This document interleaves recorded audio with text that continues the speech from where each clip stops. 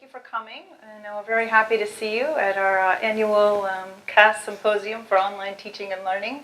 And we've come a really long way, and I'm very excited to be back. On a personal note, I am just second day back from maternity leave, and I'm really, really excited to be here. So, oh, wow. Thank you. Dean Furton could not be here this morning. He sends his apologies, but I'm channeling him, or should I say, almost Provost Furton. Not sure who the new dean's going to be. I just wanted to take a couple of minutes to talk about just how far we've come and introduce some of the things that we're going to be doing today, as well as some of the opportunities that are available to you all. If you remember, I started teaching on WebCT. I don't know, did any of you teach on that platform? Right. In 2003. I got here in 2001, and you remember how kind of clunky that platform was, and then zooming forward in time to Blackboard and all of the interesting tools and interactive things that you can do now. And there have been some glitches along the way for sure, but one of the things that's really important is as we move forward and we use these new tools, we meet together, we have these kind of forums, these kind of luncheons that I've hosted for a number of years now that a lot of you have come to. I've always, and the Dean's Office has really appreciated your feedback. And that has really been transmitted back into some of the technology that we do use. And we really do appreciate that and would like you to continue to make that effort to be a part of that forward movement with us. So from the days of WebCT when I taught Intro to Geography online and recorded myself in the classroom and tried all sorts of crazy things. Now we have, let's see, last year it was 28,000 instances of enrollment. So we have tens of thousands of students taking online courses. And it's growing all the time. For example, I think our biggest growth in the past 3 years was a 16% increase in the total number of students, undergraduate, taking online courses. That's enormous if you think about the 30,000 plus students that we have, undergraduate students that we have at FIU. So this is really, really important what we're doing together here. So I also wanted to introduce, so my role, just so those of you who don't know me, Jennifer Gebeline, I'm the Associate Director for Online and Web Management in the Dean's Office. I'm also a visiting research professor in the Earth and Environment Department. I've got my PhD in satellite image analysis and GIS, Geographic Information Systems. And so I'm coming at this, at my position of trying to enhance the teaching pedagogy of online as a faculty member, as someone who, I continue to work with master's and PhD students and mentoring. I continue to do research. My first book was out 2 years ago. I continue to publish. So it's really important to me, the research side of online learning, and how it's getting better and how we can make it better together, as well as the teaching and instructor side of online learning. So there's both facets that are really important as we go forward. I wanted to also introduce Chantal Saunders, who is, I think she's standing outside. Chantal is my new coordinator for online learning, and she is wonderful. She helped put this together. Okay, well, you'll see her. You'll see her. And one of the things that we have done a lot of, and will continue to do, is work with both groups of faculty and also individual faculty members in terms of giving you suggestions, helpful critiques, feedback, so we can take a virtual look in your classes, set up in-person or virtual appointments with you to kind of go over what's going on. The other thing too that just on a faculty note, as you know, the collective bargaining agreement is coming up again for rehashing. And so that's something that I want to make, just in case you were not aware, I want to make you aware of that. And so that's really important and something that we need to consider and really talk about. And so I know UFF has a lot of meetings and things going on at this time. Kathy Leinberger, who is one of our digital instructors. She is now part of the executive committee on the UFF, and her job, she's in GSS, Global Sociocultural Studies Department. It's a mouthful. And She is one of 7 digital instructors that we have in the College of Arts and Sciences who are the point people in their department for online teaching. We hired them as a cadre last year, and they're doing really just terrific. So she is a person in UFF who's a good contact for the collective bargaining agreement and information on that. Let's see, I don't want to go over. Good.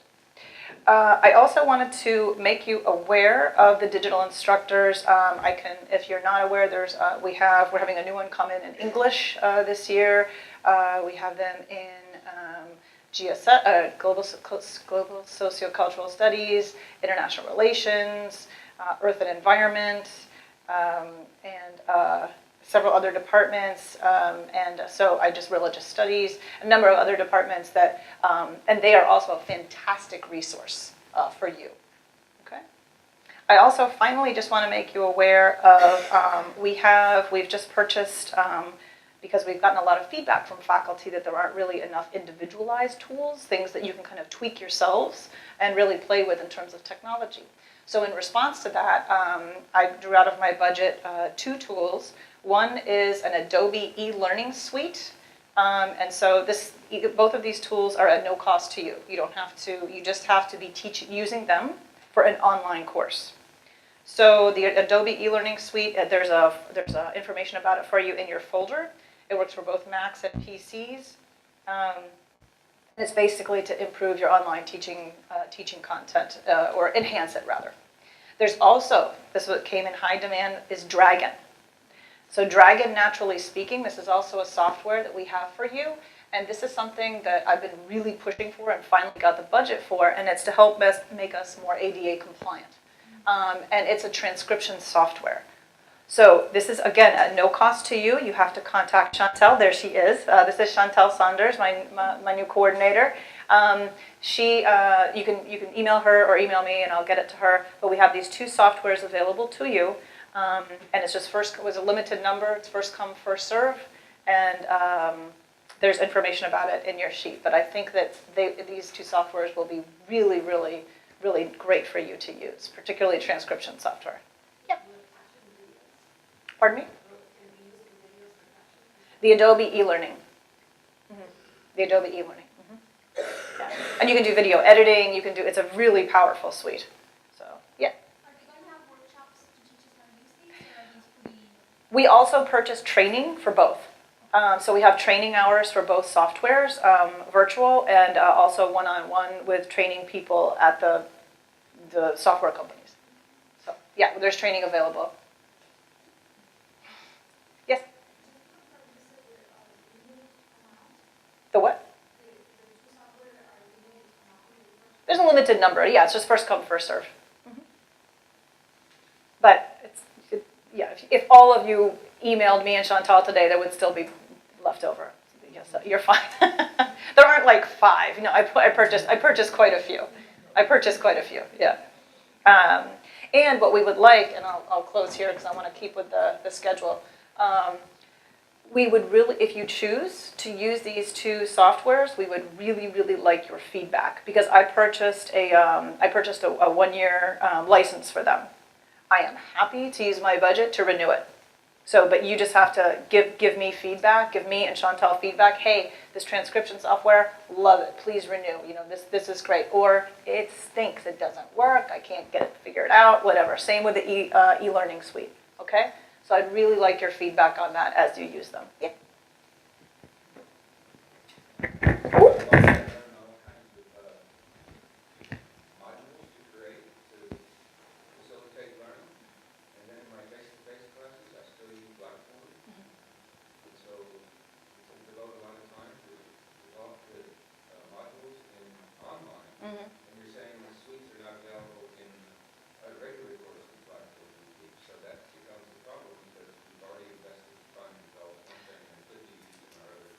Use them first in the online course. Can we transfer the module over? You probably. It sounded like it was only online. Well, I mean, if the initial use for it is online, that's what we're after. So it's not, the initial use for it is not for in-person or hybrid courses. The initial use for it is for online courses. But if it's already there, it's already generated, you should be able to use it elsewhere. But the initial use, yeah. Mhm. Yeah.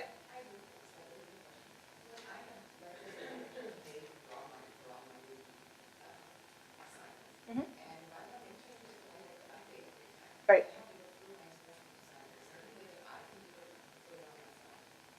The lecture, you mean the transcription stuff?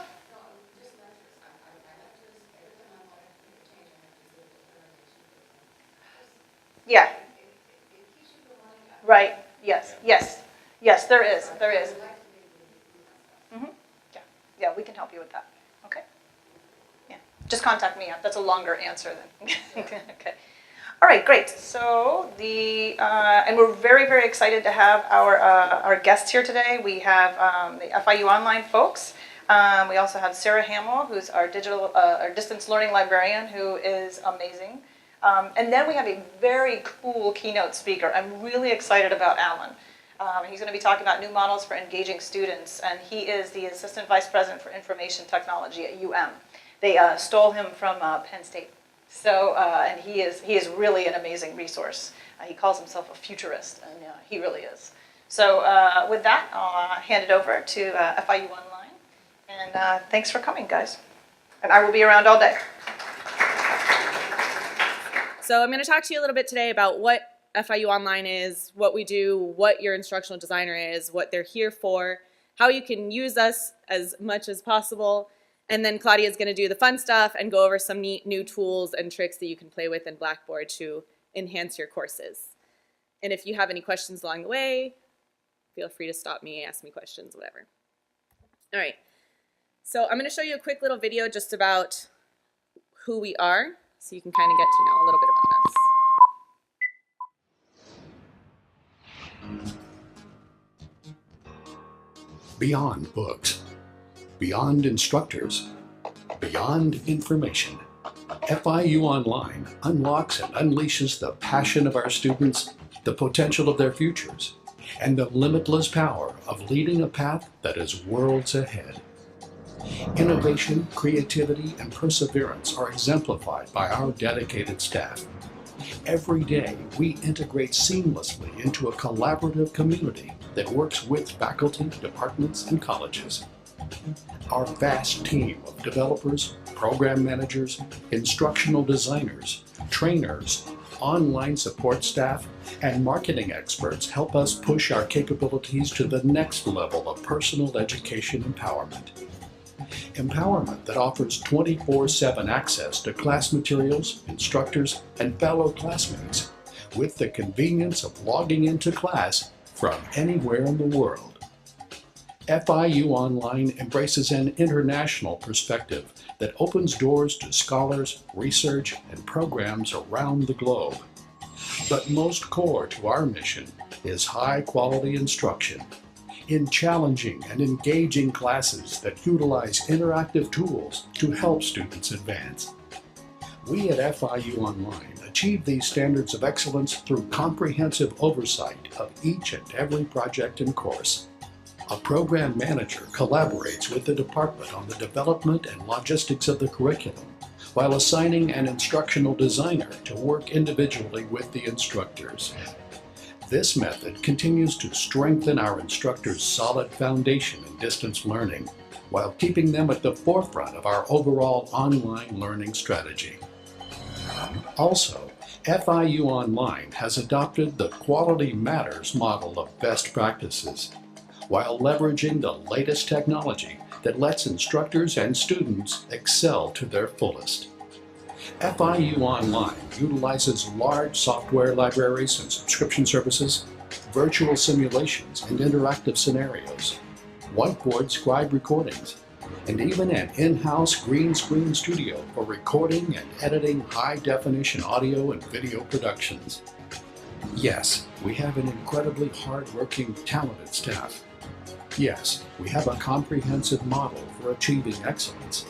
And yes, we have cutting-edge capabilities that enhance our achievement.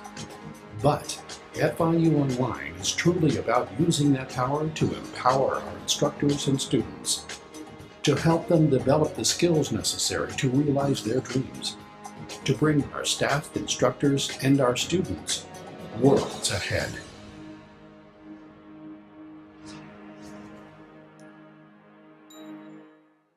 Faculty, if you want to teach online, you submit to teach online. It goes to the dean's office. Deans approve, sends the approval to us. We get the list of new courses. Vanessa, who's hiding in the back, is awesome, sets that all up, makes it happen, and then you get assigned an instructional designer. So what is an instructional designer? What do we do? What are we here for? Our goal is to help you. We want to help you make your courses as great as possible. We are trained in instructional design. You are the subject matter experts, but we are trained to know how to transfer your face-to-face courses into online instruction. It's a different approach that needs to be taken, and that's what we're here for. And I say every time I present, time and time again, challenge your instructional designer. Challenge them. That's what we're here for. We're trained for this. So if you have an idea of something you did in your class and you want to put online, and you think it's crazy or off the wall, bring it to your instructional designer. Challenge them to really work with you and bounce ideas off each other to figure out how you can put that online and really bring that to fruition. So what are our responsibilities? So we meet with you, we help you, we answer any questions, we'll train you on Blackboard or any of the other tools that we have available. We provide constant support. We're available for face-to-face meetings. We'll help you with QM. I'll touch on that in a little bit. Every step of course design, we're there to help. We'll format your syllabi, get those up so that the syllabi across the board are all uniform and match for all the students. Put up your assessments, assignments, any of that information. And just to touch on your question, the reason we request that you send us the PowerPoints is because we'd like to put them up in different formats. So we normally transfer them into a flash file so that if a student doesn't have PowerPoint on their computer, they can still view them. So yes, you can do it on your own, but we just like to provide that service so that we can put them up in different file formats. That way we can touch any students and any equipment they're on. So what can we not do? We're not allowed to answer your students. We are not authorized to deal with students at all. We can't be in discussion forums. We are not allowed to touch grades whatsoever. We can help your grade calculations in the grade book, but we're not allowed to enter grades. We can't do TA responsibilities. We can't order textbooks, and we can't be proctors for your exams. So a few things we can't do, but otherwise we're, throw something our way and we'll let you know what we can do or not. So the faculty responsibilities. We request that you meet with your instructional designer, challenge them. We have several trainings that we offer. We have an intro to Blackboard course, we have QM trainings, we have an intro to online teaching course that we run. We really encourage you to take advantage of all these trainings because there's really a wealth of knowledge that you can gain from all of it. Provide your students with feedback, just be there. We request that you be present in your courses for your students. Taking courses online is really scary, especially if it's your first time. You don't know what to expect, you don't know what you're doing, and knowing that your professor is there and responsive is a really big help to the students. It really helps to calm them down. We also have student support services. So you don't have to field those technical questions from your students. My test won't load, I open the PowerPoint and I can't see it, nothing loads on my screen. You don't have to deal with those questions. You can send your students straight to our support services. I know it's kind of small, but they are open 7 days a week from 8 a.m. to midnight. The students can contact support services and there is someone there via chat or email that they can get a hold of, they can call. We have a walk-in center also on campus. It's over in the Ryder building. They're open from 8 a.m. to 10 p.m. Monday through Friday. So the students really have ample time to call for help. We always try to tell the students, don't try and take your test with the last minute. If your test is open until 11:59 p.m., try not to take it at 11:58. Try to do it a little early, but they will. So we're there for that. We're ready, and we have support for those students. So let's talk a little bit about Quality Matters. Does anyone have a Quality Matters certified course already? Nice. So Quality Matters is one of the initiatives of FIU Online. It's a faculty-centered peer review process. And we subscribe to it, so it's a rubric with a lot of points on it. It looks really intimidating. It's not, and those that have already had their courses QM can attest to that. Your instructional designers are trained on QM. So we know what the steps are, we know what needs to go into your course to make your course Quality Matters certified. So main points about QM is alignment. QM wants to see that your course is well organized, that students know exactly what they're doing, how to do it, and why they're doing it. So not just having an assessment thrown in there, but really having an assessment that lines up to those module and course objectives. They really want to see alignment in the courses, and alignment and organization are probably the two main things that they want to see. They want to know that the students can easily go through the course, they know exactly what to do, when everything's due, and why are they doing it. So as of now, we have over 200 FIU Online faculty trained in Quality Matters. So if we are one of those, awesome. If not, we have plenty of trainings available. We have over 131 fully online courses certified, which is huge because this initiative is only 5 years old or so. What do you get out of it? Professional development, you're going to get training, professional development, recognition we put your course on our website, your course goes on the Quality Matters website, your chair and your dean are notified when your course receives Quality Matters certification, and you get $500. And above all that, even more importantly, you have happy students that send you far less emails because they're not confused about what to do or where to go. All of the professors that I have that have QM their courses say that the instances of emails have dramatically reduced because the students aren't bothering them with, I don't know what to do, I clicked on this, or I submitted this assignment, but now what? And there really is a huge reduction in those types of questions, so the professors can focus more on delivering instruction and really focusing on the content of the course. Training. All right, so if you are interested in this, you can go to our training site, online.fiu.edu/training. Faculty training? Yeah. You can go to faculty and staff, and then on that site you can register for any of the trainings that we have available. The next one's for QM. There's a 6-hour face-to-face workshop. We feed you breakfast and lunch. On Thursday, April 17th, if you're interested, that is still open. You can also do a 2-week online workshop, and the next one starts April 16th. So either one of those, but there are other ones. If you can't make either one of those, you can log onto our website and find them. If you can we have a quality assurance team that works with QM. You can contact them if you have any questions about QM, fiuqm@fiu.edu, or again, go to your instructional designer. They'll know exactly what to do and what steps to take you through to do it. And I'm going to hand it over to Claudia for the fun stuff.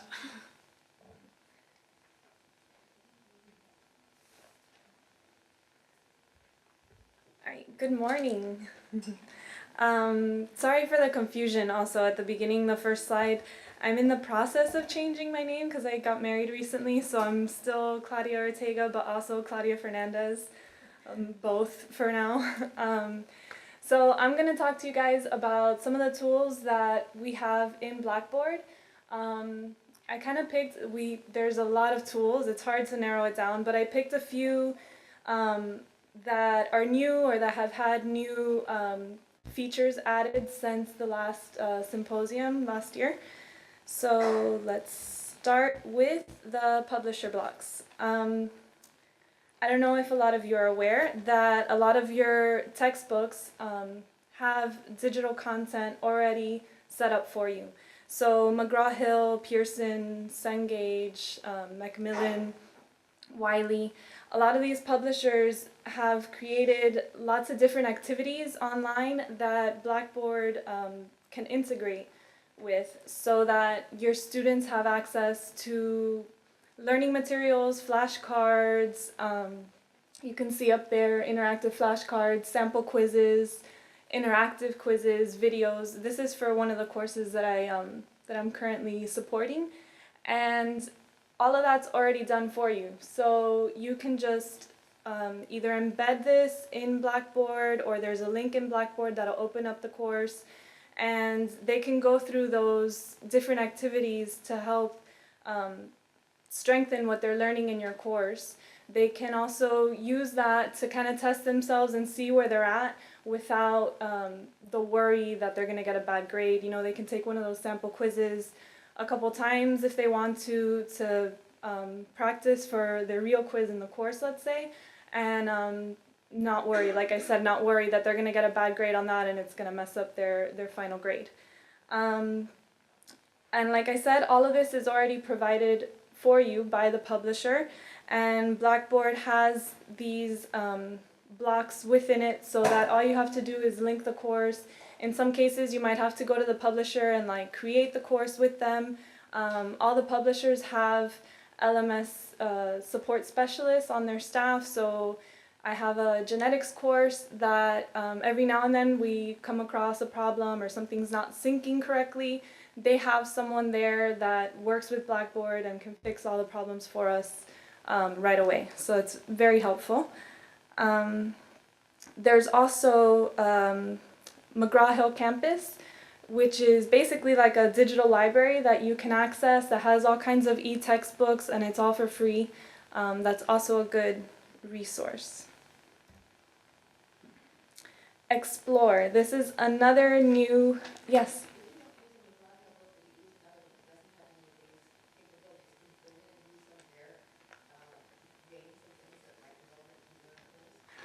Well, I believe the McGraw-Hill campus is open for anyone to use. However, there's also a tool that we have called StudyMate that you can create flashcards and activities like that. I think it even has like crossword puzzles, right? Different kinds of games that you can also get for your students to practice. Okay. Explore. Oh, I'm sorry. Yes.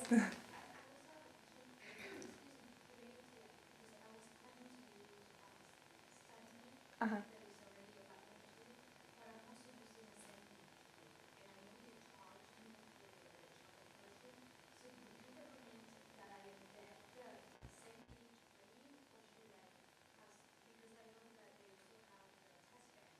Mm-hmm.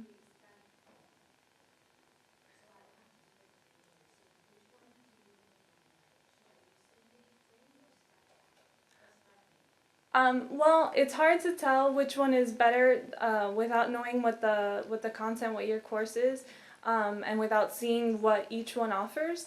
You could even use both if you wanted to. Did you say Cengage it's charging you for the e-textbook? You said, right? But not. I don't believe, because I have a course that uses Cengage and the actual. Right. Well, but the those activities and stuff that you can link to Blackboard, that I don't believe they charge for. It's just for the textbook. So if they have the physical textbook, usually it'll come with some kind of like access code or something like that that they can put in to access those activities. I know the professor that I have that uses Cengage gives the students the option of either getting the actual physical textbook or the e-textbook. So that's another option that they could do either or. Yeah, once they purchase the textbook, whether it's the e-textbook or the physical textbook, they should have access to that content. Right.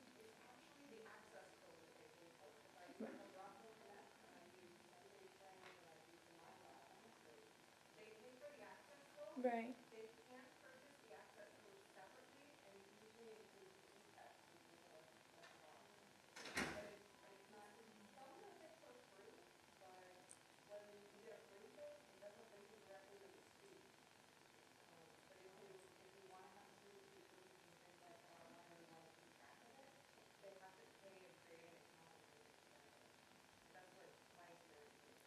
Okay.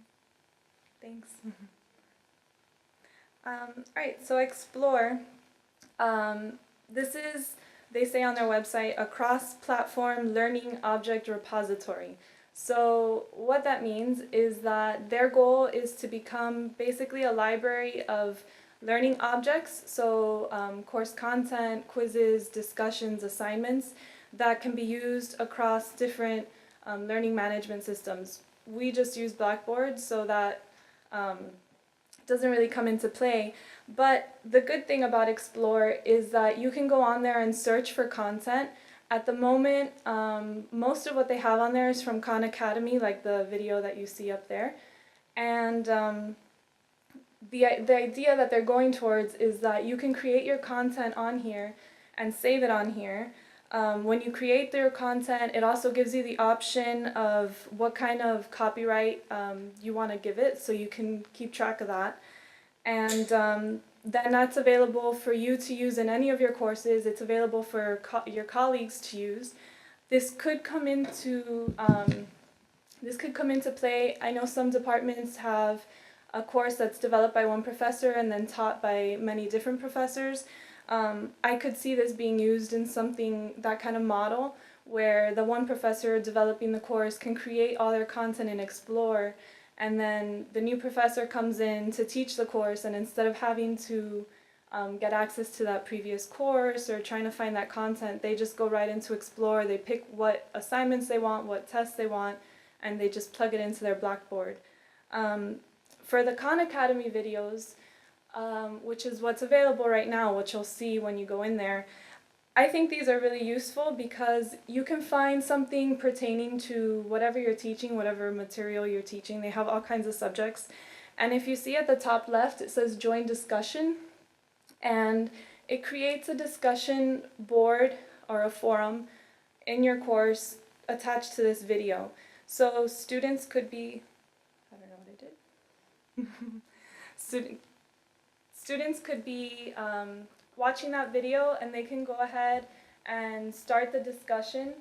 In the discussion, there'll be a little box on the right where you can put in a grade, and they go ahead and sync the grades directly into your Blackboard. So when you add this material into Blackboard, it creates a column for you. You put in the grade, it syncs automatically. All the discussion is right there attached to that video, so they don't have to go to a separate page. You don't have to go to a separate page to create the discussion. It's all right there. Do you know the range of topics, the disciplines that are represented? Khan Academy has right now everything from art history to, they started off with math, so there's a ton of math stuff, but they have art history, they have world history, US history, economics, all sorts of things. There's a lot of things in the humanities that they've been adding recently, and I don't know off the top of my head, but I know that there was like a column of two different columns of all kinds of topics that they have on there. And it's really easy to search. A quick note, if you have a question, because we're recording the sessions, it's important that you speak into the mic so that we can record and hear you clearly. So if you do have a question, you can either walk to the mic or you can just raise your hand and I can come around and give you the mic to ask the question. So we have a question. It's more of a comment, actually. Most of the Khan Academy videos are good, but as professors, we know that we might not always agree with what they present. So it's generally a good idea to watch the videos yourself before posting them.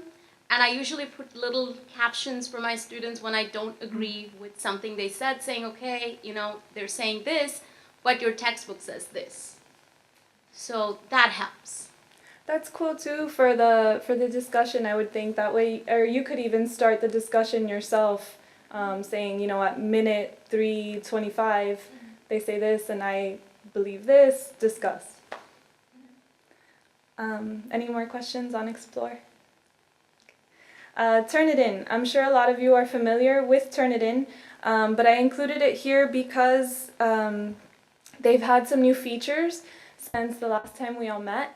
And for those of you who don't know about Turnitin, or maybe you're new to teaching, it's basically a website that integrates with Blackboard that collects student papers. So your students would submit their assignment through the Turnitin website, and it checks against their database for any instances of plagiarism.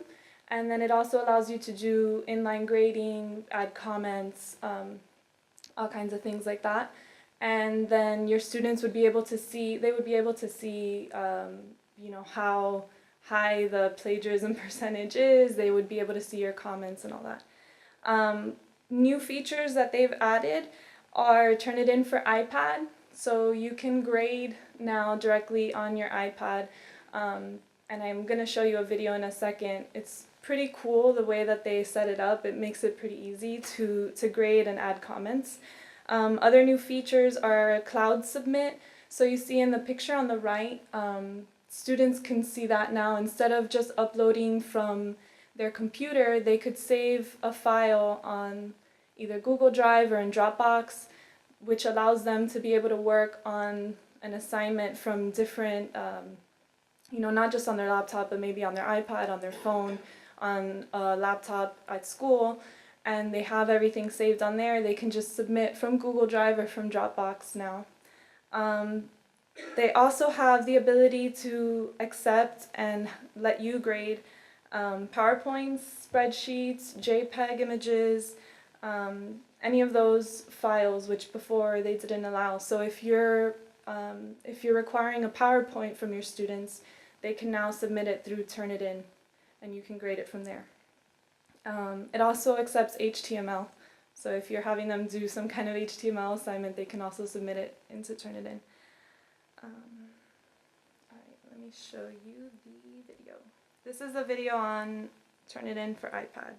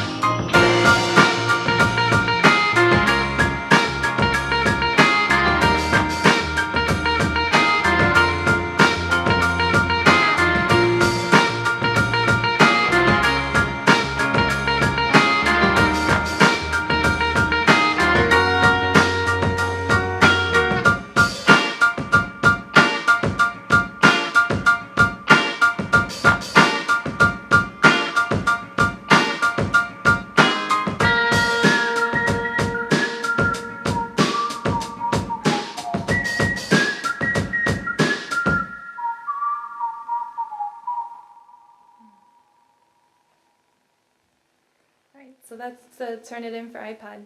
Yeah, questions?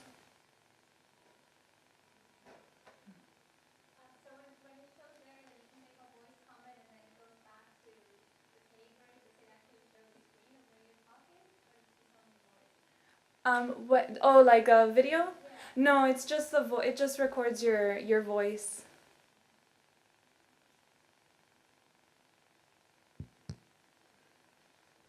So I've used this before, and it's Okay. great. The one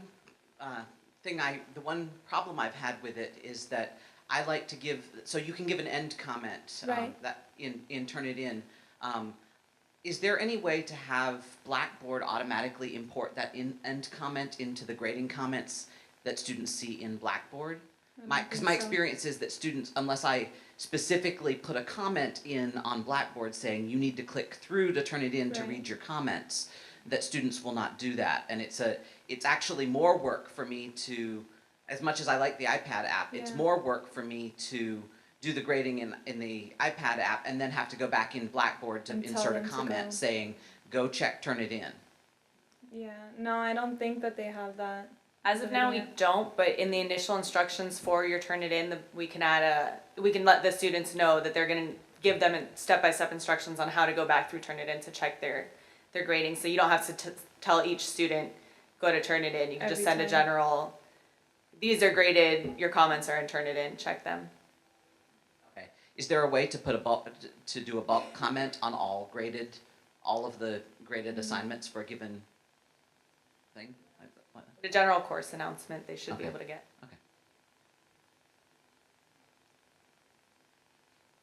Okay. Just to follow up on that, I actually created my own PDF with screenshots on how the students can go in to turn it in and check their comments. But even I have that up there, you still have students who are going to ask you, where are my comments? I guess you can create your own homemade instruction. Yeah, I guess if the more often you tell them, so like if you have that, you know, like a PDF linked on your course content page, and then you also have that in your syllabus, you know, I guess the more chances you give them to read that information, maybe the less likely you'll have so many emails of asking you about the comments. Any more questions on Turnitin? The next tool that we have is SlideShare, and SlideShare is basically like a YouTube for presentations. So it started off, the idea it started off with was for businesses and business presentations. It kind of morphed from there into like entertainment presentations even, like you see in the bottom of The Walking Dead PowerPoint, which shows you the different characters and like what their favorite weapon of choice is. But there's also lots of educational PowerPoints on here now as well. And it's not just PowerPoint, sorry, it's they also have PDF, you can upload keynote presentations or open document presentations. And these are free, available for you to use, and they embed directly into Blackboard the way you would embed like a YouTube video. So the way this I think can help you guys out, you might have PowerPoints already for the content that you're discussing in your course, but there might be like a tangential topic or something relevant, something timely that just happened this week that you might find a presentation for on SlideShare. You don't necessarily have the time, let's say, to create something every time something comes up in the news. You can just pull it from SlideShare and add it right into your course. And it embeds seamlessly. It opens up really easily right in Blackboard. They don't have to go to any other website. And it's there for you to use. And the last tool I'm going to talk about is achievements in Blackboard. Achievements are basically, it's kind of like a way to give a gold star digitally. And it's a little bit better than a gold star because the idea is that you can take your achievements with you.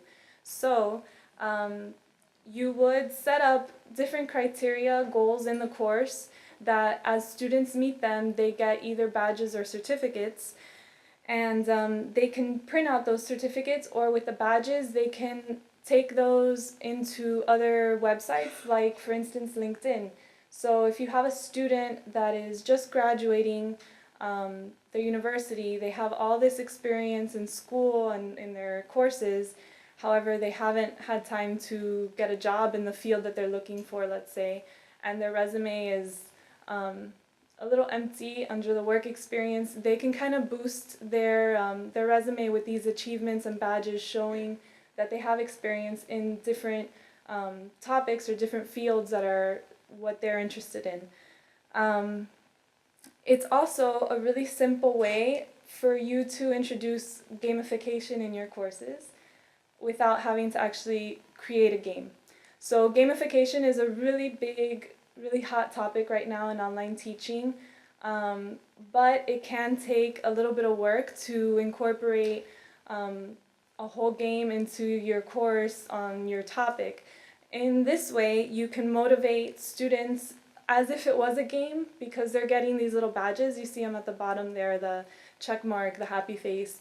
And it kind of motivates them when they're getting something. It's just a little digital image, but it motivates them to work more towards gathering these, because you collect a whole bunch of them, and then you have all these badges in your backpack, I think is what they call it. So you can create these badges that they connect to modules. So if they get an A in the quiz and they get a 90% on the assignment and they finish the discussion, they get a badge for that module. Or you can have badges for, let's say, an extra credit project, or an extra credit volunteer something that you have them do that can be a good experience for them later on when they're looking for a job as well. They can get a badge for that to kind of prove, I have experience doing XYZ.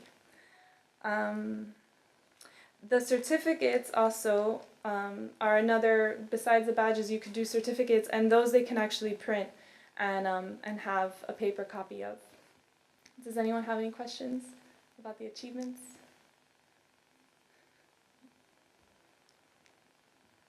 So that's it. Yeah. So you've described a lot of technical features here, and this is really useful.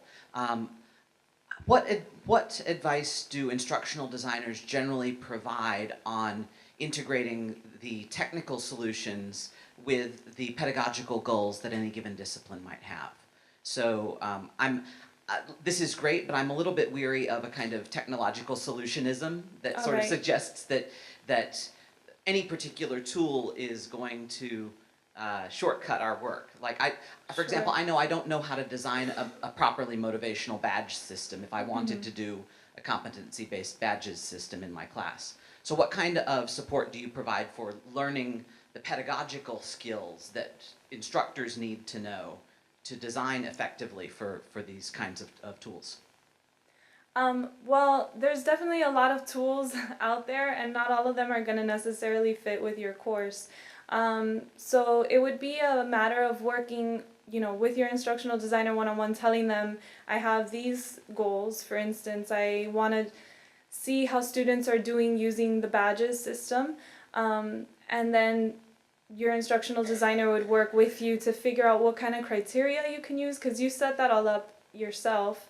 Right. Based on. So I'm asking, in addition to work, I understand that I can work one-on-one with my instructional designer. If I'm more comfortable self-teaching by going and reading a book on for example, on designing badge systems and motivation, what kinds of training resources do you provide for sort of self-directed learning about particular pedagogical topics? Oh, sure. Well, we can. We all work together, so if there's something that one of us wouldn't know, we can work with each other, the instructional designers, and then provide you a list, let's say, of websites or blogs that might have information that you're looking for, or even books that might be helpful for what you're trying to accomplish in the course. So as a faculty member, usually my first resort for questions like that would be to go to the Center for Advancement of Teaching. Okay. Because I found that they are very helpful and very useful. And it's always a little confusing for me to have this separate, to know, like I know the nice people at CAT, and I know I have an established relationship with them, and it's hard for me to tell necessarily who to go to for a particular topic, or what resources. I can't see inside the instructional design organization to know what resources are there, and without that it's a little bit difficult to know how to get my answer fastest. I see what you're saying. Well, you would definitely go through your primary instructional designer first. So it's not, it's either you go to the center, like you said, or you would go to the instructional designer, and they're your point of contact with everyone else in our team. So, like I said, if they can't figure it out for you, they would get the information and send it over to you. And it sounds like the center is a good resource. But we try also to provide you all those resources so that you can figure out which of these tools are best used in your course, yeah. Can you hear me okay? Yeah. I think Shane has a really good point, though, that it may be something, Patty, for you guys to think about doing, is to have on the faculty resources site, on the FIU Online website, a list of go-to people for particular tools. For example, I know Keith Banks, many of you know Keith Banks, is the Adobe Connect guru, and we all know that, but it's mostly by word of mouth. And so it would be really helpful for us as faculty to have just a list of point of contact people, so that it's, I mean, I know you're supposed to go through the instructional designer, but if that fails, it would be nice to have that list of contact people who they're gonna set you up with an appointment with anyway. So. Definitely. We're redesigning the website right now, so we can add that in as a suggestion to put in there. That would be great, because Shane has a great point. Yeah, it's definitely a great point. I would always err on the side of go to your instructional designer first, because we really have a wealth of resources, and if we don't have the immediate answer, we'll find it. Or we'll find you the right person to send you to if we can't answer it immediately. We're not the experts on everything, but we are the experts in online. So if we can't answer it, we will find the person that can answer it better. Definitely something to consider for the new design. Yeah.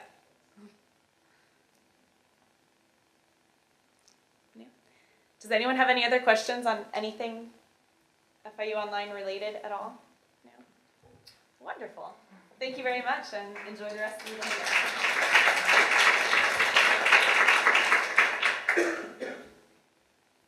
Here's a question. Where are those now found in Blackboard? Are they in the resources? They're in the tools. Tools, so all the new things you're talking about are there now when we go in? We can just go click on them?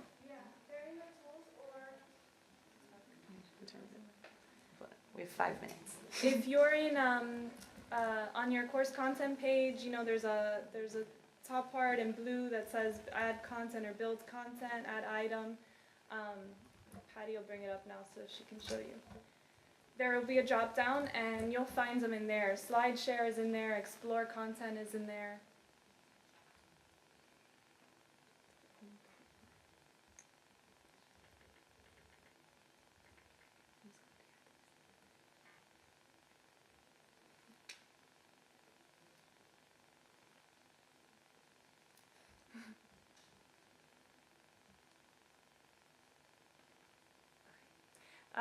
So here under build content, you'll find some of them. So you'll see down here, you'll see slideshare presentation, explore content. Under tools is where you'll find, StudyMate is here, which we mentioned earlier. There's more tools, which opens up a whole plethora of things that you can add. You'll see some of your publisher building blocks are in there. Cengage, Pearson, badges are down here. If you go down to evaluation, right? Yeah. Oh, sorry. Course tools, and you'll see the first one there is achievements. And that is where you will create your achievements, milestone. It has a whole there's a whole section on this that you can find in Blackboard Help. So if you were to Google Blackboard Achievements Help, the first page that'll show up, it'll take you through how to set up your different achievements and badges there. You can also go to ondemand.blackboard.com, and they have hundreds of videos on how to play with things in Blackboard. Any other questions? Thank you very much. Up next, we have Sarah Hamill, and Sarah is going to discuss with us the library resources for online services. Ladies and gentlemen, I present you Sarah Hamill. I'm going to talk about some of the new tools in the library that we have gotten since the last time I presented here, as well as some of the stuff that you may have used or you know about and you haven't tried yet. So I'll go ahead and get started. Okay, so this looks so different than on my screen because I have a Mac.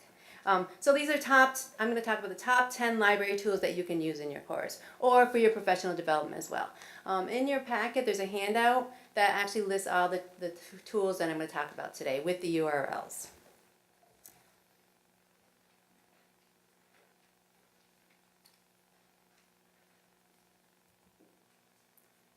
It's really hard to see, the background's blue. Yeah.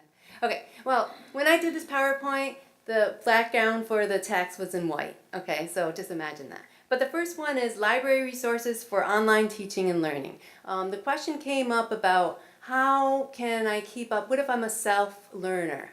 What we did in the library, by popular request from faculty members actually, we provided a guide of some of the tools to help you engage your students online, to learn about online assessment, about student learning online, teaching online. So we pooled together our resources within the library and put them in one place for you. So I'm glad you asked that question, Shane. What you'll find on this guide here is, this is just kind of the table of contents. The top 10 list is also listed here, in case you lose that piece of paper. And then this is the latest books, so we have an RSS feed going on for the latest books on online teaching and learning. It populates whenever there's a new book that we get in the library here. And then below that, I have a question. What resources does the library need to include?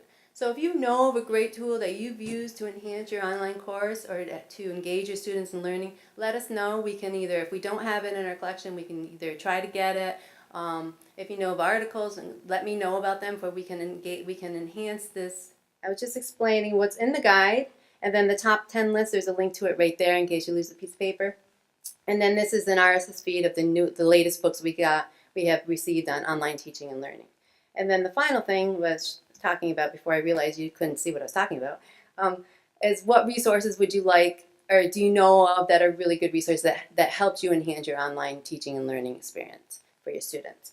So let us know about them. And then up here, there's different tabs. The first one is teaching and learning online. So it's basically some of the top journals in teaching online, and then books that we have, as well as some of the blogs that were relevant to this topic. Student engagement, same idea, articles. This is an RSS feed from Faculty Focus that focuses on student engagement in the online setting. And then assessment, it's similar idea. I do want to point out the one on MOOCs. This is actually done by my colleague Barbara Sarando. She is our MOOC expert in the library. And as we all know, MOOCs are still changing and evolving. And so she's kind of taking the information, the latest information, and updating this on a regular basis with what's going on with MOOCs and how they're changing and evolving. She has some great articles on who's a typical MOOC student, as well as who's teaching these classes. Okay, and she does a really good job of keeping this up to date right now. So the next thing on the top 10 is number 9. It's mobile apps.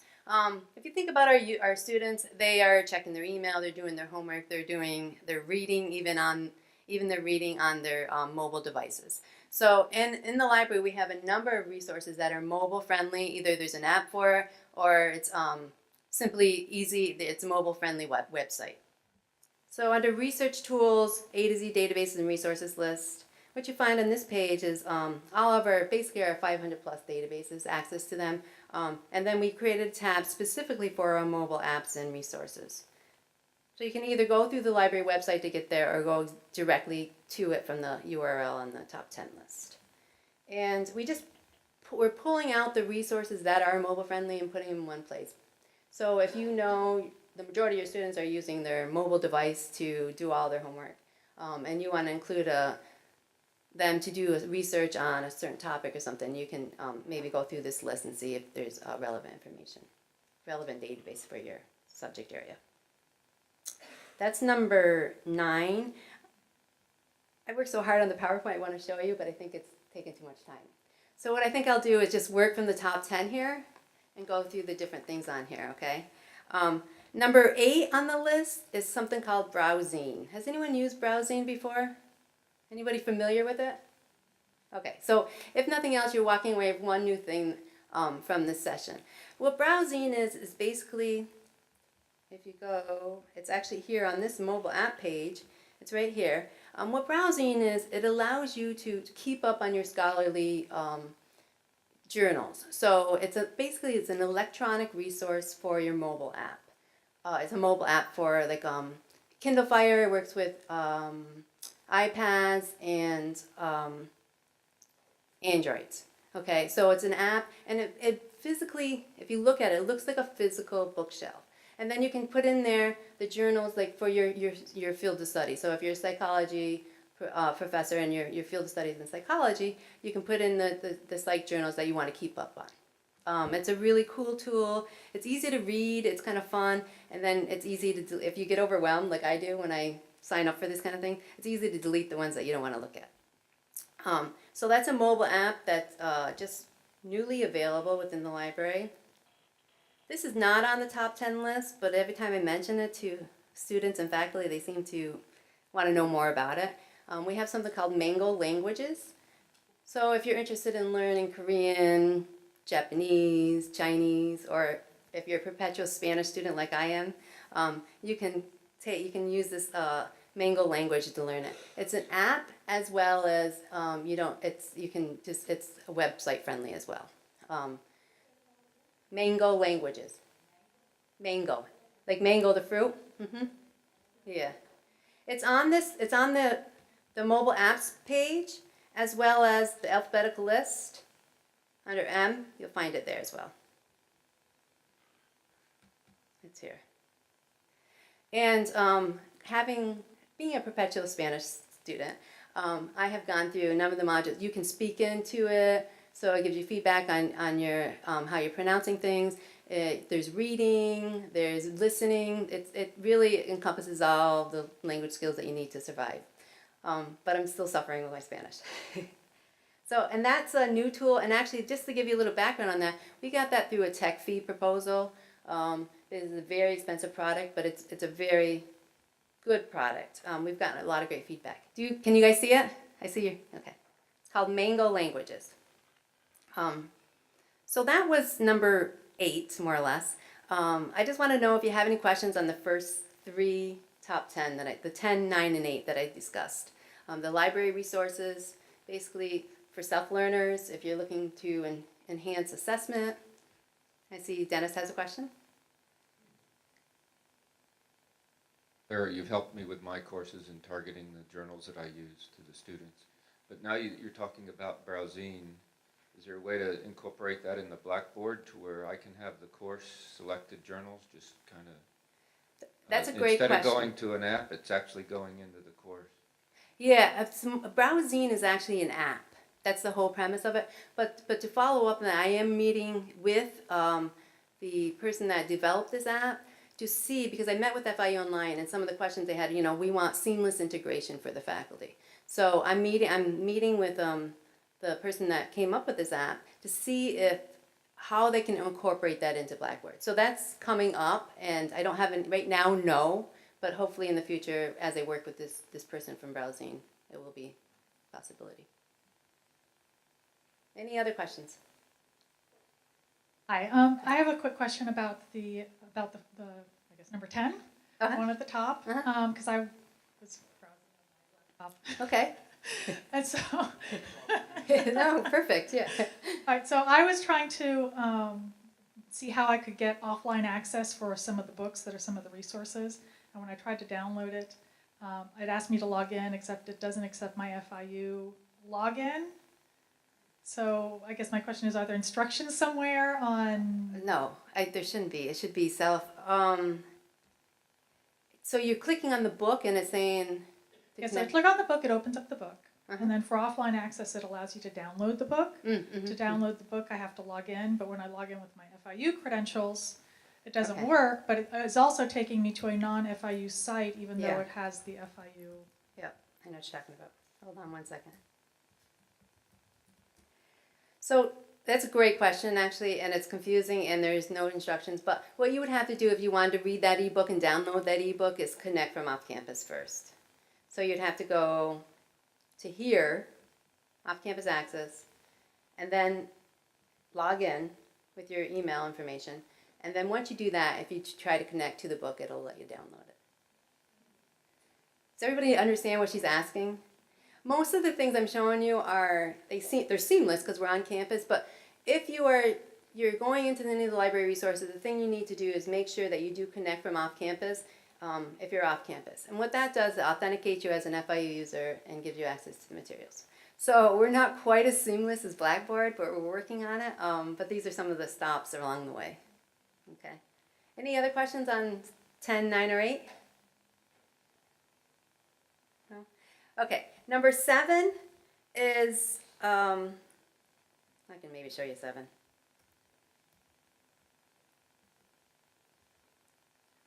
It's a lot of numbers, okay? I'm not gonna mess with it. We have 500 plus databases. We have 80,000 plus e-journal packages, 165,000 ebooks, 4,000 plus items in our digital repository. And those numbers are just continually growing because what we're doing in the library is we are focusing on making sure that our students, regardless of location, have equitable access to the resources. So we are really truly focused on electronic resources. But along with that, if you think about it, you know, a freshman comes in, you say, go do research in the library. It's overwhelming, right? Even a graduate student, find information on ABC. There's so much information on the library website. It's hard to navigate the library website. So that's where we can come in. That's where librarians can come in and help you enhance your students' learning. If you're interested, you know, and the way we can help you is in multiple ways. I know I've helped quite a few people in the room already. And to help, it can be as little as something as simple as, you know, I want this book, this ebook, and I want to post it in my course. So we can help you with that. Or it can be as complex and as involved as an embedded librarian, where we maybe help you with a research assignment. You're struggling because you know you want your students to do some research. We do some brainstorming back and forth, and we figure out the best way to develop the research assignment, and then how to assess the assignment. And maybe we do the assessment of the bibliography for you to see if they're using the proper resources. We can do an Adobe Connect session in your course and explain how to navigate the library website and how to strategize and how to figure out how to search. Another tool that we use that we're very comfortable with is Google Hangouts. So if you're not so familiar with Adobe Connect, you can use Google Hangouts. We can lead a discussion on research ethics, if that's something you're interested in. So there's many things that we can help you to help your students. We consider ourselves partners with you. The door's wide open. We want to hear what you're interested in doing and how you want to incorporate the library, and we will figure it out together, okay? So that's number 7. Number 6 on your list is, I worked hard on the slides, so I have to show. Don't feel like you're a tree in the desert all by yourself, trying to figure out how do I incorporate the library into my course, or how do I use the library to best enhance student learning? Because it's more like you're sharing a box of chocolates with a friend, okay? And we can help, we have tools that we have put together, specifically we put some modules together specifically for faculty and for online students. And I'll go to those pages in just a second. But let me just explain, because we know, after some experience, we know that faculty, they want to know about how do I request the book that I want you to buy? How do I set up an instruction session?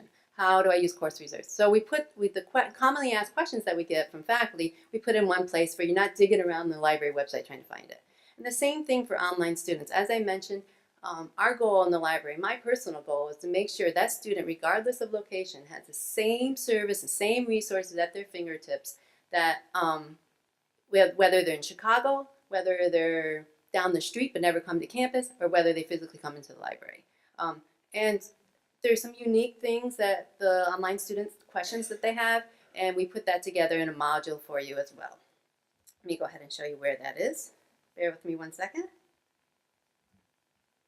So the URL, it's on the top 10 tools, but then if you want to get there directly, it's under the library website, library.fiu.edu, and then scroll down here, who are you? And then there's the link to faculty. and it just lists our services. If you know of a resource that you need for your, if it's, okay, let me preface it. Usually if it's a one-time purchase, there's no problem. But if it's something that's a continuum, and if you want a database, then we have to do a little negotiation.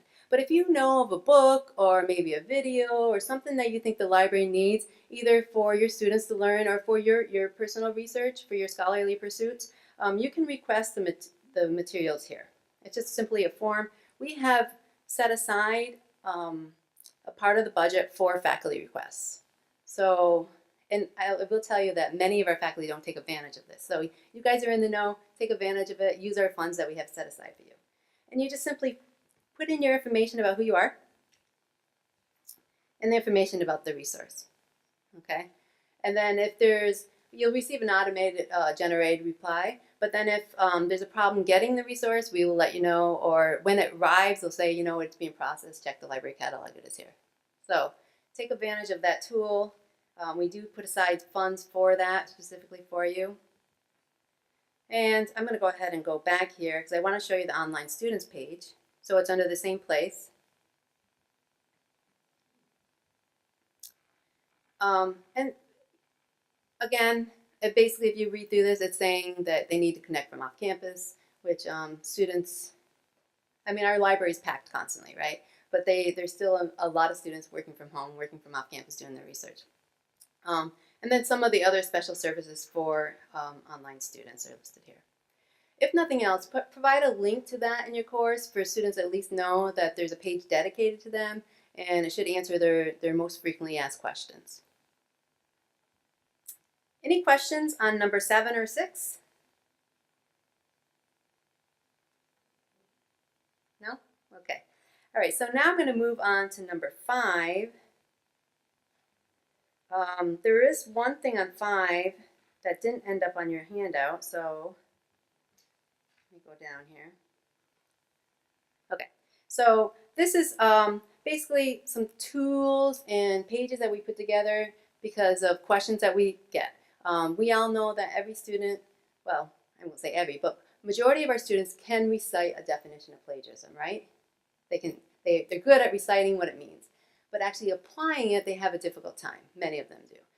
I find that some of the faculty have contacted me to come into their courses say, please emphasize plagiarism. Because they're actually applying it, they're having a difficult time. And that's from really a freshman all the way through even graduate studies.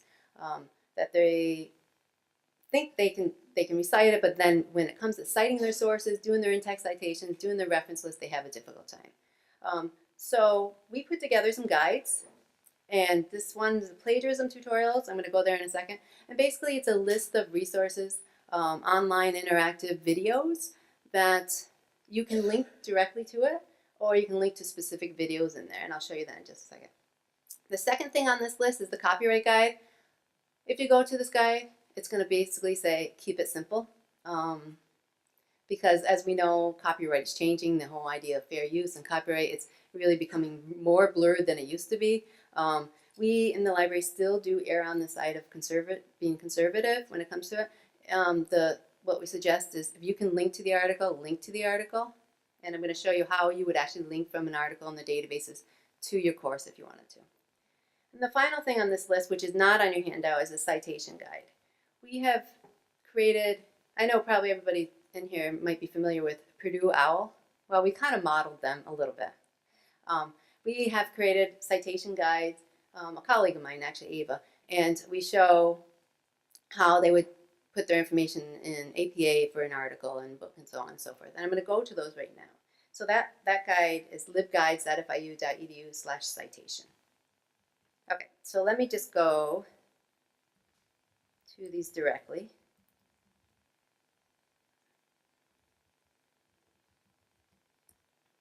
Okay, so this is done by my colleague Stephanie, and we have the FIU Code of Academic Integrity. So you can link directly to this page with all the different tutorials and interactive videos, or you can just pick out the ones that we want your students to go through.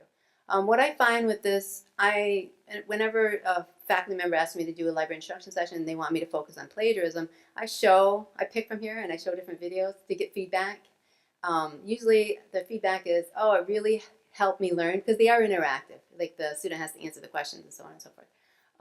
That they usually think, they'll say, oh, they're a little bit corny, but I really did learn something. So I think they're really selective in the ones that we have here. But you can, again, just link to one or two of them, or you can link to the page and open that up for your students. So that's the plagiarism page. And then I'm going to just go quickly to copyright. We're in the midst of updating this, but if you just look through it, you're going to find that there's usually a video that explains it, and then there's the legalese, the jargon over on the other side. But basically, if you read through any of this, it's going to say keep it simple. And this is a new box here, link if possible. So we recommend, instead of uploading the entire PDF, to link to the article through the database. And I'm going to show you how to do that. There is a URL generator, and I'm going to show you that because that's coming up down the line there. The last one, for number 5, is the citation guide. So if you want your students to use Chicago, for example,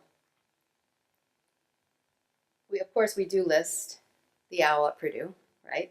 But we do give samples of journal articles, books, and so on and so forth, with links to other additional resources. So you can provide a link to this direct Chicago guide if you want to, or you could provide a link to the whole entire guide, which could be overwhelming to your students. But there are some great tools in here, including RefWorks. Is anybody not familiar with RefWorks? Okay, everybody's familiar with RefWorks. Okay, so if you want your students, especially at the upper division and the graduate level, if you want them to start using RefWorks, this is a great place where they can start and get their feet wet. This is a tutorial created by a colleague, Marissa Ball, on RefWorks and how it works and how to set up their account. So these are some tools that you can use in your course. Any questions so far? Yes.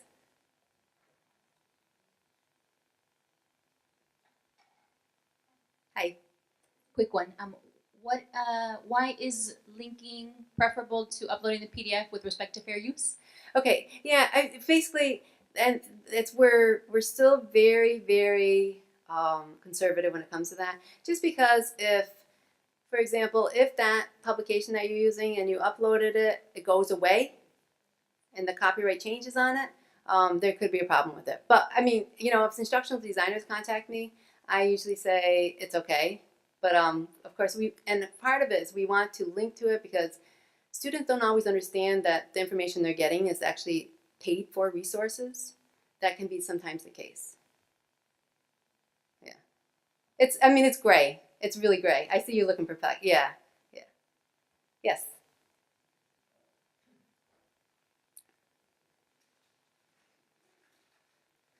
Very active in my professional organizations, American Anthropology and Society for Applied Anthropology. So each of us should be concerned about our own professions and the support of the professions.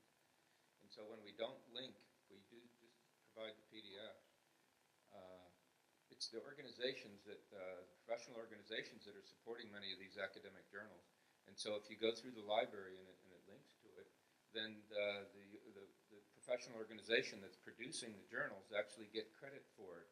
It's part of their budgets. And so their budgets are decreasing significantly. Our own professional organizations are decreasing in budgets because we only provide PDFs. It's better to do the links. Thank you, Dennis. There's your answer. Yeah. Yes. OWL at Purdue, it's online. What OWL stands for is Online Writing Lab at Purdue University. And there's APA, there's Chicago, there's Terrain, there's many different ones. Other questions? Yes.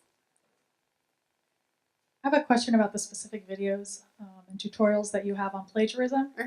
One of the biggest problems I have with my students is they'll copy paste and then change 2 or 3 words. And they won't go, I know they won't go watch all these videos. Do you have a recommendation for which is the best 1 or 2 to have them? Yeah, let me go back there. I think they're in rank order, basically. There's the first, I usually tend to use the first three. The first three, the one from, you quote it, you note it's from Canada, but it's an excellent thing. But there's a couple questions, and they ask, okay, is this common information, for example? And it's common for Canadians, so you have to do that disclosure. But it's really, I think it's the best one. The Plagiarism Court, You Be the Judge is another one. I think it's from Fairfield. And yeah, the first three on that page I would recommend. And I would just they take about 10, maybe 5-10 minutes to go through. Just take the time to go through them.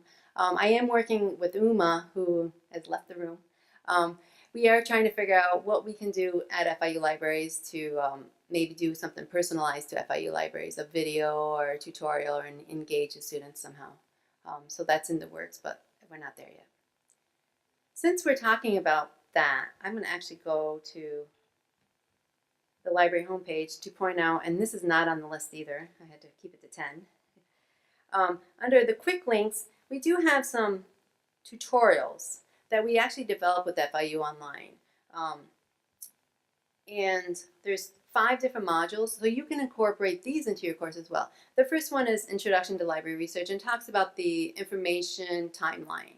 How if a student heard about the bus accident today in California and they're looking for something that's scholarly or peer-reviewed, they're not going to find something scholarly or peer-reviewed on that topic because of the information timeline. So that one just kind of explains the information timeline, the first one.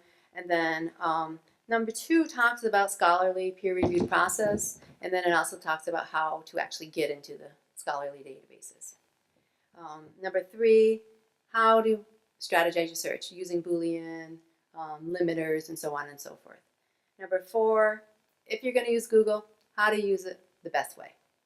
And then number 5 actually is one about APA and MLA, and it gives examples. And so that would be one that I would recommend taking a look at. And each of these, they include objectives, they include a video, they include like a self-assessment quiz at the end. So we do try to engage, and there's an interactive activity in each of them. So we do try to make sure it's not just passive learning, that they're involved. Yes?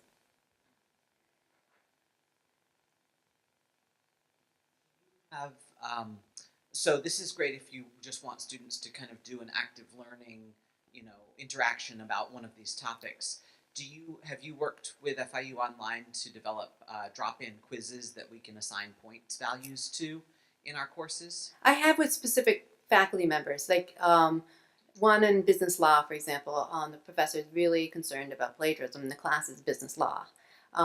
So I developed a set of, actually, like maybe 3 or 4. They shouldn't call them modules, but you should call them like 3 or 4 different things that the students got the information, did a practice quiz, and did a real-time quiz. So yes, that is something the librarians can help you with. And actually we work really closely with FIU Online because they are the, they have the instructional design skills, and we have maybe the content. Yeah, I think what I was asking is, like I can see how for one particular course, that's great.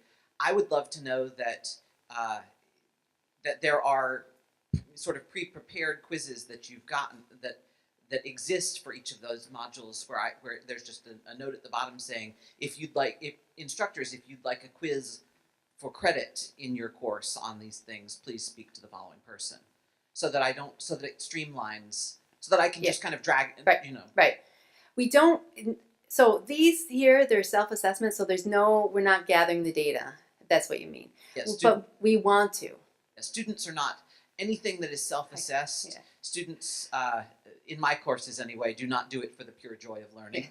You can give them gold star. Well, but yeah, these are Gordon Rule courses, so they are part of the core curriculum. Students in a business law course, you can expect have a vested professional interest in learning what they're learning. Right. Not necessarily true for core curriculum courses. So it would be really great if we could have a little bit more ability to just treat these as standard units that we can. Yeah, and that's something when we were coming up. This was a long process, and when we were deciding what platform to put them on, that's where we had to make the decision, do we capture the data or do we not capture the data? But I mean, I think we have an instructional designer within the library now that's going to be working on things like this, where we can capture the data. So that would be something you can pop into your course and then capture the data. And we have to figure out how to make it seamless with Blackboard. I mean, we're not there yet. My understanding has been about that kind of integration, that we don't have the ability for non-curricular materials to be set up as their own sort of units within Blackboard at this point. Is that might be a bigger topic? Yeah, that might be somebody else to answer that question. Yeah. But go ahead.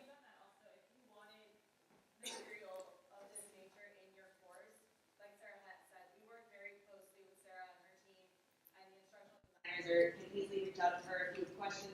If you want to translate these into a quiz and put it on Blackboard for credit, we can do that. We can make it happen. And that's what I was kind of talking about, the business law. That's what we actually ended up kind of doing. Taking the quiz questions and putting them in the course. Any other questions so far? Okay, so now we are on number 4, I believe, which is find it at FIU and Google Scholar. So we know our students are going to use Google. I mean, everybody in this room, we use Google probably 9-10 times a day, right? So if they're going to use Google, what I try to encourage the students to do is use Google Scholar, because it does vet out some of the junk that might be out there. And then further than just using Google Scholar, use it in conjunction with the library resources. Use it in conjunction with Find It FIU. And I'm going to show you what I mean by that by going to Google Scholar. You can see, right? Oops. Southwest. So I'm going to scholar.google.com. And then if you want to set this up, you can set this up in your personal computer at home. You can set it up on probably your mobile devices, your laptops, and so on and so forth. Just simply click Settings. And over here on the left, click Library Links. And here, they've already done it. So I don't know if you can see that, but it says Florida International University, Find It at FIU, Florida International University, ProQuest Full Text. At home, if it doesn't show up, if those don't pop up, search for Florida International University. And it'll bring it up, you check the box, you save it, and then when you do a search in Google Scholar,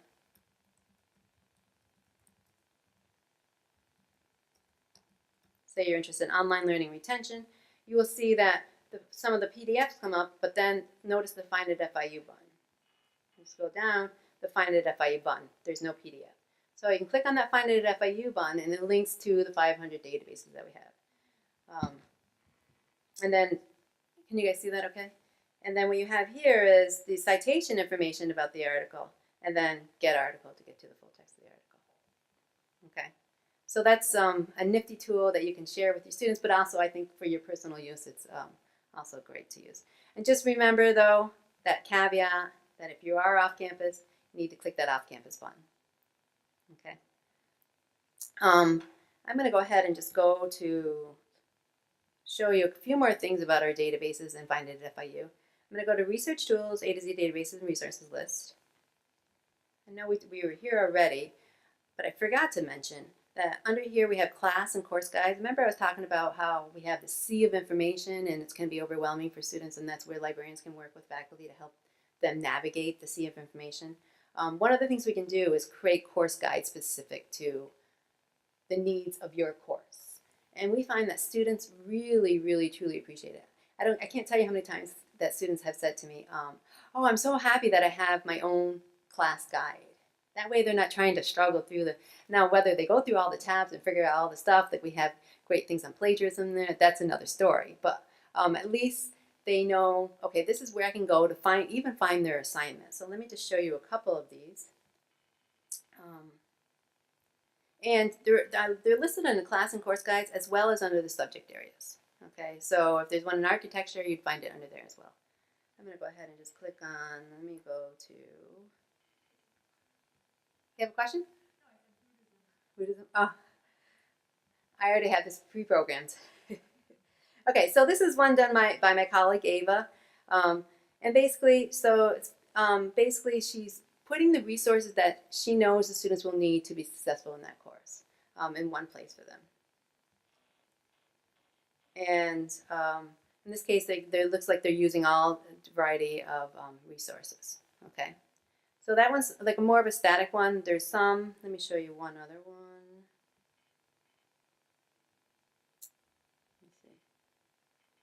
Let me go into this one. This one, actually, I worked really closely with the professor, and every semester she says, okay, these are the research questions that the students will be answering. And I put them there.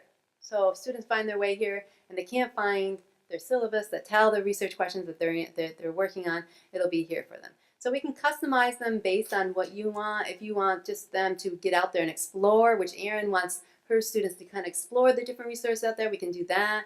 Or we can target it specific to the research paper that they're using. We can do it that way.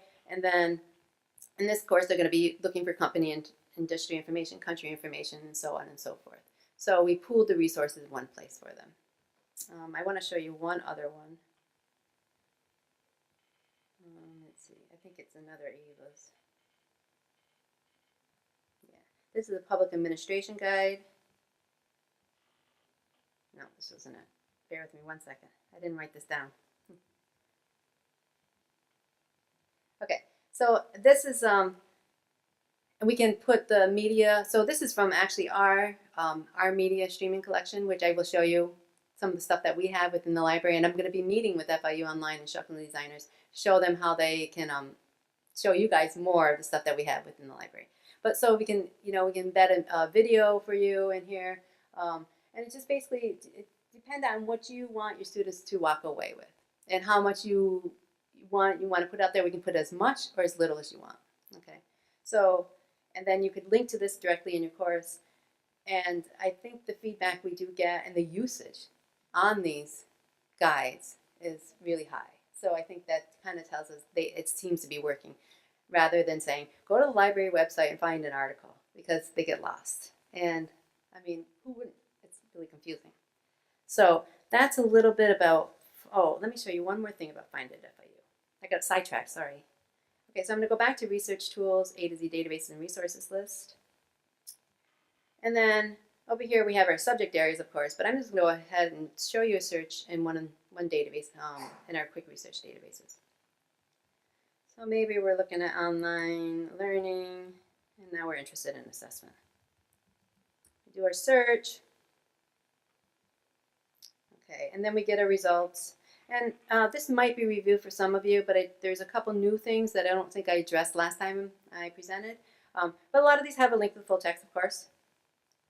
But we can scroll down here. Like number 5, if you wanted this one, doesn't have a link to the full text, so we can click the Find It FIU button. So that's what it looks like within the database. And again, the same thing, get article to get to the full text of the article. But what I want to do is go into, let's go into this one's fine. I'll go to the detailed record. I want to point out some of the things over here on the tools over on the right hand side. One is that not only do we have the guides that we created for citing sources, but we also have the cite tool within many of our databases. So this will also help students not get so frustrated. Like if they're using APA, for example, they can copy and paste that into their paper. With the caveat, of course, that it is computer generated. But that kind of can save some of the frustration that the students face when they're trying to figure out how to search, where to go, what to do, what do I do with this information. The other thing is I want to show you, and I'm just bringing this up, it might be reviewed for many people, but if you use this URL right here, in about an hour, it's going to be dead. It's not going to work, okay? More and more of our database have something called either permalink or persistent URL or DOI. You can click on the permalink, and then you can use this, but remember about that off-campus thing? If you use that, it's going to take them, just like it did for Deborah, takes them to that login page from the vendor. You have to add a prefix to it. So I'm going to actually skip to number 3 about the got an article. You want to embed the persistent URL. I'm going to go to that URL to show you.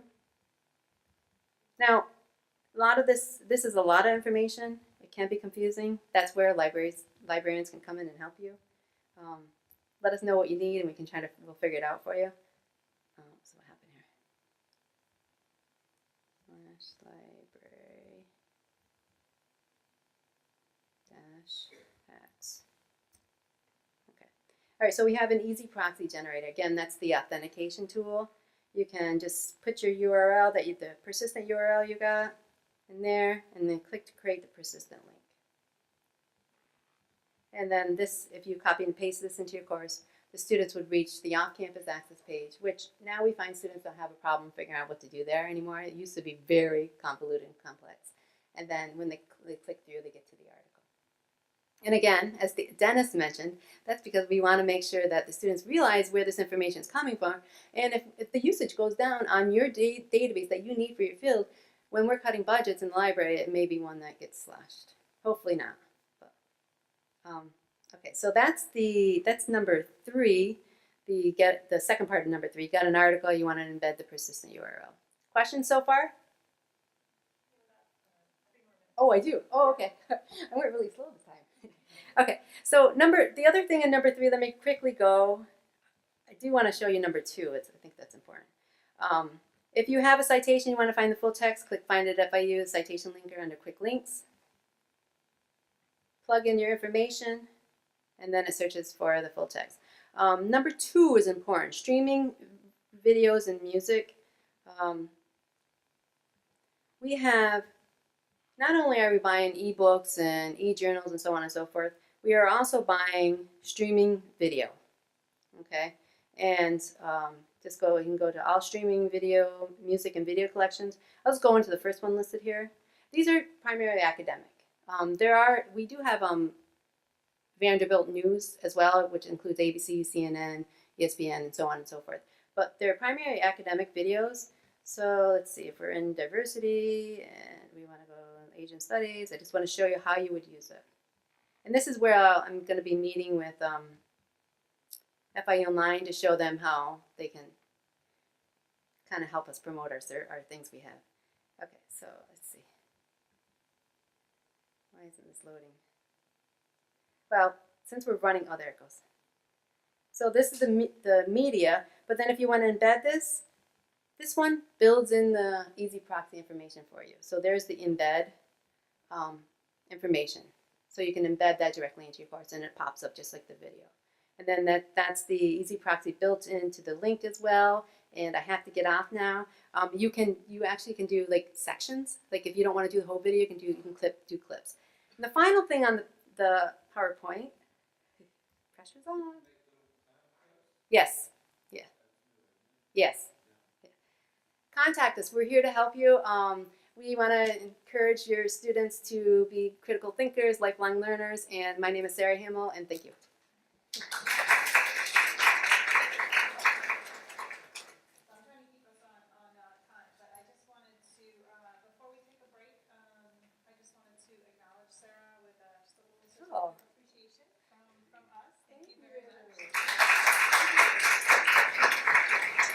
And also Claudia and Patty, we would like to acknowledge you as well.